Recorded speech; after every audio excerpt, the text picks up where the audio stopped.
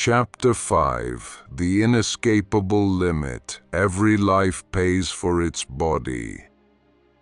Every form of life, from the smallest to the largest, carries a burden that cannot be avoided: the cost of the body. The body is not a gift. The body is an expense. Whatever its form, there is always a price to be paid.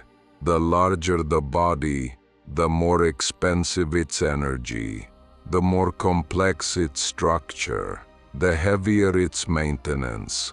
The faster it grows, the higher its risk of error. The slower it reacts, the easier it is displaced.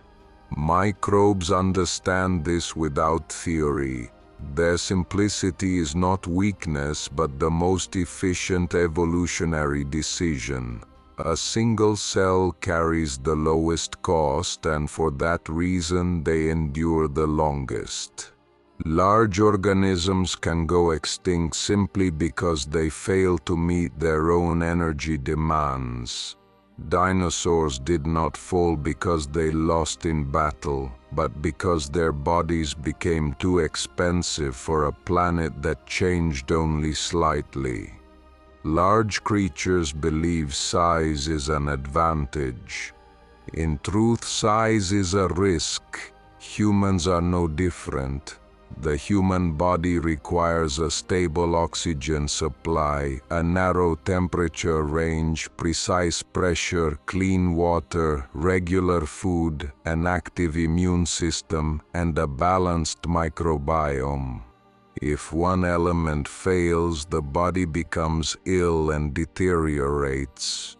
No matter how intelligent the brain may be, the body is a limit, not an achievement. That limit cannot be negotiated. It cannot be simplified. It cannot be surpassed without paying a new and higher cost. Life always demands balance between size and risk, complexity and vulnerability, capacity and cost, strength and resilience. Microbes prevail because their bodies are inexpensive. Large organisms fall because their bodies are costly. Among all large organisms, humans are the most expensive. Their brains consume vast energy, their emotions generate conflict, their needs are never stable, their mobility drains resources, and their populations grow faster than ecosystem capacity. The human body is a remarkable achievement, yet that achievement does not erase the price that must be paid. Earth does not judge who is the smartest or the most powerful. Earth only assesses who can afford the cost of their body.